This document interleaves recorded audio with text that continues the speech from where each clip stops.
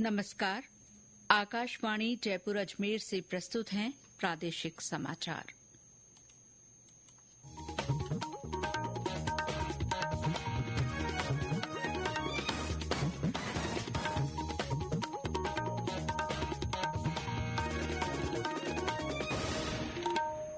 मुख्य समाचार। रक्षा मंत्री राजनाथ सिंह ने जोधपुर में तरंग शक्ति युद्धाभ्यास देखा। कहा, भारत रक्षा क्षेत्र में आत्मनिर्भर होने के साथ साथ करीब 90 देशों को रक्षा उपकरण निर्यात कर रहा है। राज्य के पूर्वी हिस्सों में कई स्थानों पर भारी बारिश। धौलपुर के गोगली गांव में मकान ढहने से 2 मासूमों की मौत। कई बांधों से अतिरिक्त पानी की निकासी। उपराष्ट्रपति जगदीप धनखड़ कल प्रदेश के दौरे पर रहेंगे। और पचपदरा में HPCL राजस्थान रिफाइनरी परियोजना क्षेत्र में करीब 81% काम पूरा।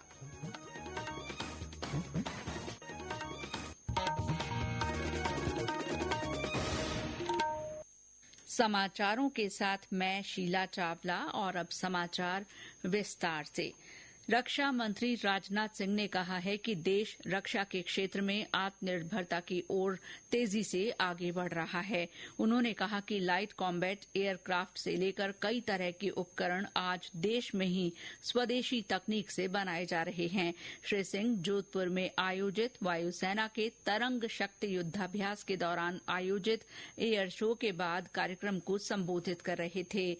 उन्होंने कहा कि भारत रक्षा क्षेत्र में केवल आत्मनिर्भर ही नहीं हो रहा है, बल्कि करीब 90 देशों को रक्षा उपकरण निर्यात भी कर रहा है। हमारी वायुसेना और हमारा डिफेंस सेक्टर आत्मनिर्भर भारत के नए संकल्प के साथ तेजी से आगे बढ़ रहा है। हमारा रक्षा क्षेत्र वेपन्स, प्लेटफॉर्म्स, एयरक्राफ्ट के निर्माण में इंडिजनाइजेशन की ओर मजबूत कदम बढ़ा चुका है। आज light combat aircraft, sensor, radar और इलेक्ट्रॉनिक वारफेयर जैसी चीजों में हम बहुत हद तक आत्मनिर्भर हो चुके हैं और इन क्षेत्रों में लगातार आगे बढ़ने के लिए हम प्रयासरत हैं। रक्षा मंत्री ने कहा कि ऐसे युद्धाभ्यास मित्र देशों के बीच आपसी सहयोग और तालमेल को बढ़ावा देते हैं। साथ ही ये भरोसा भी होता है कि आवश्यक होने पर वे एक दूसरे के साथ खड़े रहेंगे। उन्होंने कहा कि सीखते रहने की प्रवृत्ति से ही मानव सभ्यता का भी विकास होता है।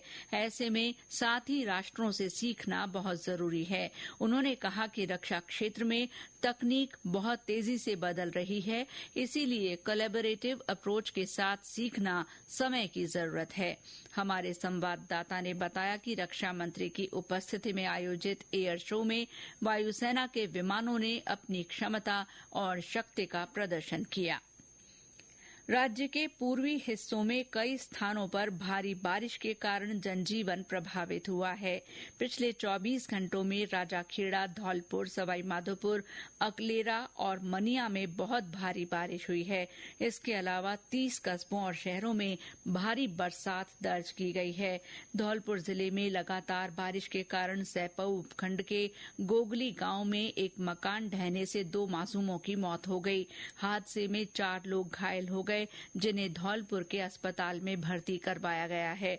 जिले में चंबल का जलस्तर लगातार बढ़ रहा है। वहीं पार्वती नदी में पानी की भारी आवक के बाद बांध के गेट खोलकर अतिरिक्त पानी की निकासी की जा रही है।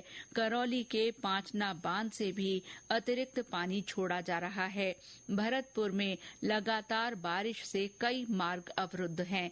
और ब्यौरा हमारे संवाददाता से।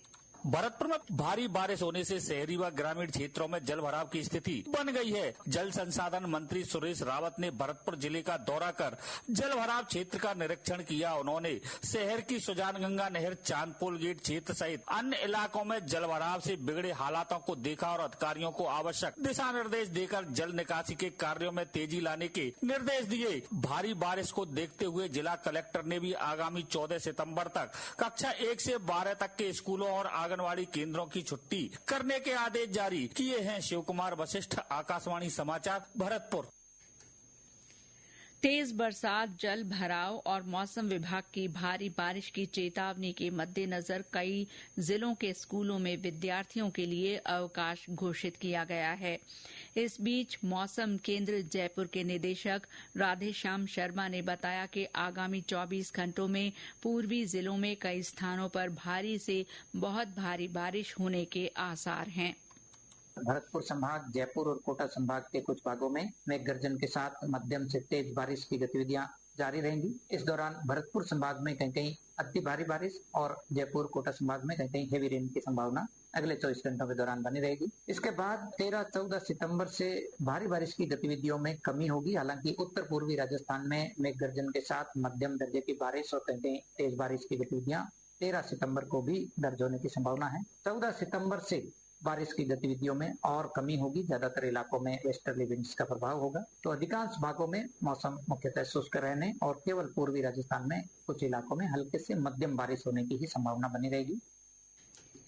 राष्ट्रीय पोषण माह अभियान में राजस्थान देश में 8वीं पायदान पर चल रहा है। महिला और बाल विकास विभाग के शासन सचिव महेंद्र सोनी ने ये जानकारी दी।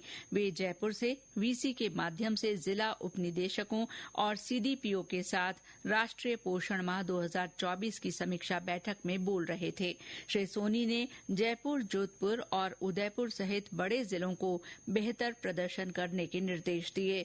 उन्होंने प्रदर्शन तालिका में अंतिम 5 जिलों बांसवाड़ा, टोंक, बाड़मेर, करौली और नागौर को प्रदर्शन सुधारने को कहा ताकि प्रदेश राष्ट्रीय स्तर पर पहले 5 राज्यों में शामिल हो सके। आईसीडीएस के निदेशक ओपी बुनकर ने बताया कि पूरे प्रदेश में अभियान को उत्साहपूर्वक चलाया जा रहा है। ये अभियान एक जन आंदोलन के रूप में उभर रहा है।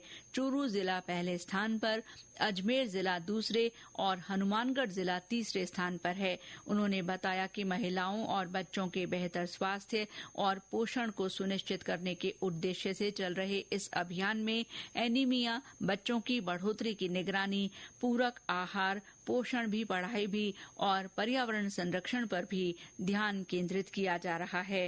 राष्ट्रीय पोषण माह के तहत आज करौली के सायपुर में पोषण युक्त आहार की प्रदर्शनी लगाई गई और पोषण रैली निकाली गई। ये समाचार आकाशवाणी जयपुर अजमेर से प्रसारित किए जा रहे हैं।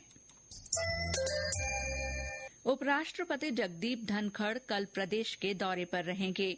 वे अजमेर जिले के बांदर सिंदरी में केंद्रीय विश्वविद्यालय में आयोजित कार्यक्रम में शामिल होंगे। श्री धनखड़ विकसित भारत एट 2047 में उच्च शिक्षा की भूमिका विषय पर विद्यार्थियों और शिक्षकों के साथ संवाद करेंगे। केंद्रीय विश्वविद्यालय में आयोजित कार्यक्रम के बाद वे वीर तेजाजी मंदिर सुरसुरा में दर्शन करेंगे। उपराष्ट्रपति का नागौर जिले के खरनाल स्थित वीर तेजाजी मंदिर में दर्शन का भी कार्यक्रम है। श्री धनखड़ कल ही दिल्ली लौट जाएंगे। बालोतरा जिले में पचपदरा में एचपीसीएल राजस्थान रिफाइनरी परियोजना क्षेत्र में करीब 81% काम पूरा हो गया है। खान और पेट्रोलियम सचिव टी रविकांत ने समीक्षा बैठक में बताया कि रिफाइनरी की 10 प्रोसेस इकाइयों का 90% से ज्यादा काम हो चुका है। उन्होंने बताया कि राजस्थान रिफाइनरी और पेट्रोकेमिकल कॉम्प्लेक्स से पेट्रोल और डीजल के अलावा पेट्रोकेमिकल उत्पाद जैसे पॉलीप्रोपिलीन, ब्यूटाडीन, एलएलडीपीआई, एचडीपीआई, बेंजीन और टोलुइन के क्षेत्र में निवेश आएगा। इससे रोजगार और राजस्व में भी बढ़ोतरी होगी। किसान आयोग के अध्यक्ष सीआर चौधरी ने आज सलूम्बर में किसान सम्मेलन में शिरकत की। उन्होंने किसानों से संवाद करते हुए कहा कि राज्य सरकार किसानों के हितों के लिए सदैव तत्पर है। उन्होंने कहा कि राज्य सरकार कल्याणकारी योजनाओं के माध्यम से किसानों को लाभान्वित करने का हर संभव प्रयास कर रही है। डीग जिले में किसानों को जैविक खेती के लिए प्रोत्साहित करने के वास्ते 75 वर्मी कंपोस्ट इकाइयां स्थापित की जाएंगी। अतिरिक्त कृषि निदेशक देशराज सिंह ने बताया कि योजना के तहत किसानों को लागत का 50% या अधिकतम 50,000 रूपये तक का अनुदान दिया जाएगा। ऐसे किसान जिनके पास लगभग 1 एकड़ जमीन है वे पास के ई मित्र केंद्र पर जाकर या राज किसान पोर्टल पर ऑनलाइन आवेदन कर सकते हैं। इस योजना का उद्देश्य रासायनिक खाद से बंजर होती जमीन को बचाना और मिट्टी की उपजाऊ शक्ति को बढ़ाने के साथ किसानों की आय में बढ़ोतरी करना है। पर्यटन मंत्रालय ने देश में सर्वाधिक पसंदीदा पर्यटक स्थलों की पहचान करने और उन्हें मिशन मोड में विश्व स्तरीय पर्यटन स्थलों के रूप में विकसित करने में आम जन की मदद लेने के लिए पहल की है। देखो अपना देश पीपल्स चॉइस 2024 के तहत देश के आम जन 5 पर्यटन श्रेणियों आध्यात्मिक, सांस्कृतिक और विरासत, प्रकृति और वन्य जीवन, साहसिक और अन्य पर्यटन स्थलों के बारे में वोट कर सकते हैं। इसके लिए एक समर्पित पोर्टल innovateindia.mygov.in/देखो अपना देश पर 15 सितंबर तक वोट किया जा सकता है। इस वोटिंग के परिणामों से भारत के शीर्ष पर्यटन स्थलों को निर्धारित करने में मदद मिलेगी, जिन्हें प्रमुख हितधारकों से पर्याप्त समर्थन और निवेश प्राप्त होगा। इससे मंत्रालय को कम ज्ञात पर्यटन स्थलों को समझने में भी मदद मिलेगी, जिन्हें लोग अब तक लोकप्रिय रहे पर्यटन स्थलों के अलावा भी देखना पसंद करेंगे। इन स्थलों का मिशन मोड में विकास किया जाएगा।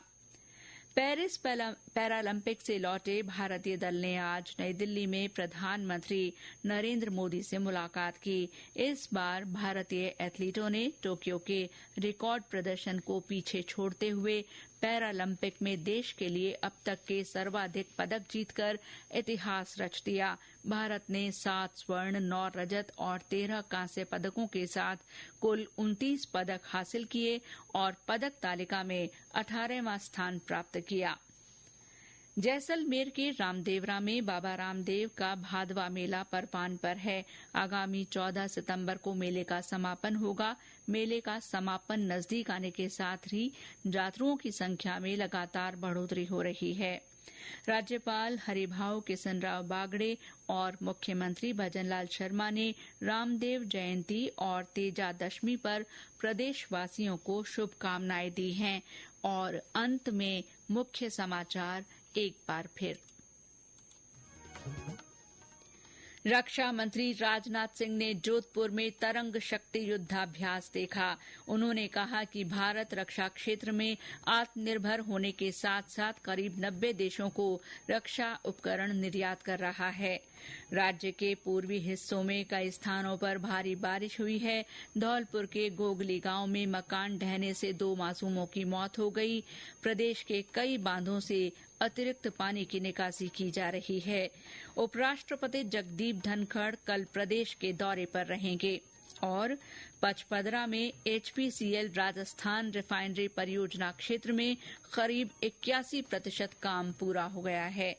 इसके साथ ही प्रादेशिक समाचार बुलेटिन समाप्त हुआ। नमस्कार।